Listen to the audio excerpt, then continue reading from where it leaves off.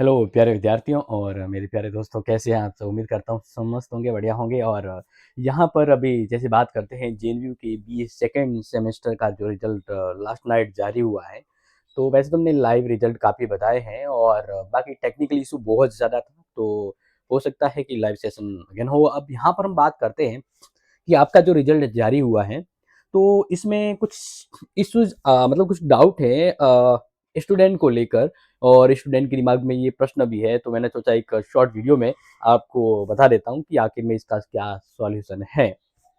देखिए, एक तो काफी स्टूडेंट के ये आ रहा है, योर रोल नंबर इनवैलिड या you are not BA second semester student. तो इसका माजरा क्या है? एंड दूसरा, योर रिजल्ट आर एल, इसका क्या मतलब है? और नेक्स्ट है कि रिजल्ट में अगर ऐप लिखा हुआ है तो इसका एग्जाम कब होगा और ऐप कब लगता है? तो देख लीजिए, यहाँ पर आपको शॉर्टली बता देता हूँ। जो जानकारी है वो नोट कर लीजिएगा। देखिए, सबसे पहले तो ये आ रहा था, either you are not B second semester यानी पी स्टूडेंट, और your entered enroll number incorrect या इनवैलिड। इसका मतलब ये है कि जिस स्टूडेंट के ये प्रॉब्लम आ रही है उसका रिजल्ट अभी पेंडिंग है। इसका रिजल्ट क्या है?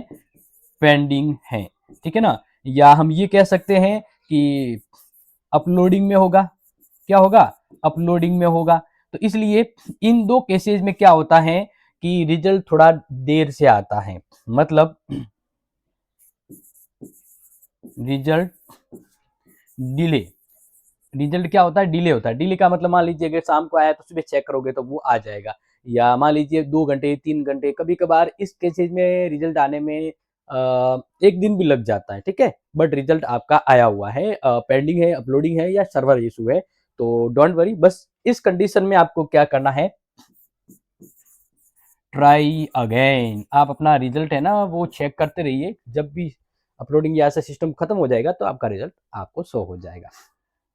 आगे बात करते हैं कि your result is R L, kindly contact to examination pre result section JNU Jodhpur. यानी ये कंडीशन तब आती है जब उस स्टूडेंट का कुछ स्पेशल केसेज होता है, ठीक है ना।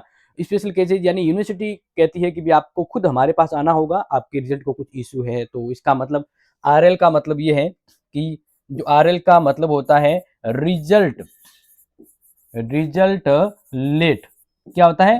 Result late. तो उसको क्या करना पड़ता है? उसको यूनिवर्सिटी जाना पड़ेगा। यूनिवर्सिटी जाओ और जो आपके रिजल्ट में प्रॉब्लम आ रही है उसको वहां सॉल्व आउट करवा दो। क्लियर? ये भी सिंपल हो गया। नेक्स्ट बात करते हैं कि जैसे ये रिजल्ट आया सेकंड सेमेस्टर का, अब यहाँ पर कैसे पता लगेगा ऐप आया? तो देखो, यहाँ जो ग्रेड लगा है ना, वहां पर अगर आपके लिखा है ऐप, तो इसका मतलब इस एक सब्जेक्ट में आप फेल हो, ठीक है। क्यों? क्योंकि ये जो टोटल 100 में से है ना, 100 में से आपके कितने नंबर लाना जरूरी है? कम से कम 40 लाना जरूरी है। तो इन भाई साहब के यहाँ पर 34 नंबर आए, मतलब 6 नंबर से ये फेल है एक पेपर में। इसका मतलब पूरा फेल नहीं है। अगर पूरा फेल होता है ना तो यहाँ लिखा आता है your eligible for next semester. फिर अगर फेल पूरे फेल होते तो आता यहाँ ऐसे लिखा आता not eligible for next semester. अगर आप पूरे फेल हो जाते तो इस प्रकार से आता not eligible for next semester. लेकिन इस केसेज में ऐसा नहीं है, आप एलिजिबल हो, बस एक पेपर ड्यू है, इसका मतलब आप एग्जाम फॉर्म भर सकते हो। और ये सेकंड सेमेस्टर का ड्यू है, तो आप फोर्थ सेमेस्टर में जब फॉर्म भरोगे उस समय ये सेकंड वाला फॉर्म भी भरा जाएगा और एग्जाम उस समय आपका होगा। अब कोई कह रहा है सर परसेंटेज कैसे निकाले?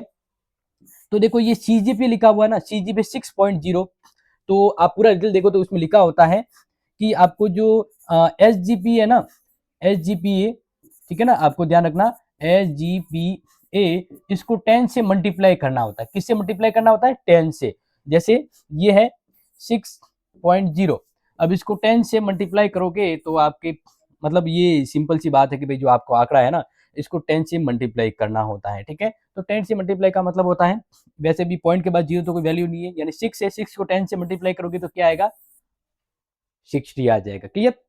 अब वो स्टूडेंट जो ये कह रहा है कि मेरा मोबाइल में रिजल्ट नहीं खुल रहा है, कोई स्टूडेंट क्या कह रहा है? कोई स्टूडेंट कह रहा है कि मेरा मोबाइल जो है ना, इस मोबाइल में रिजल्ट ओपन नहीं हो रहा है, ओपन नहीं हो रहा है। क्या करना है? तो आपको गूगल पे जाना है, डाउनलोड करना है। अगर आपकी वो फाइल क्रोम में डाउनलोड हो गई है, आपकी फाइल है ना वो डाउनलोड तो हो जाती है लेकिन वो ओपन नहीं होती है। तो डाउनलोड फाइल को ओपन करने के लिए आपको क्या करना है, आपको जाना है फाइल मैनेजर में।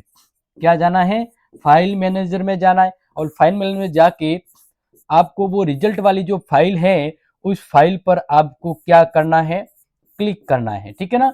तो ध्यान रखना फाइल मैनेजर में जाके क्लिक करोगे ना तब वो ओपन हो जाएगा, कभी ऐसा केसेस होता है। ओके, इसके अलावा और कोई इश्यूज है तो कमेंट जरूर कर लीजिएगा, और समझ आ चुका है तो लाइक एंड शेयर जरूर कर लीजिएगा। See you soon next important update and classes में, take care and share this video. जय हिंद, जय भारत।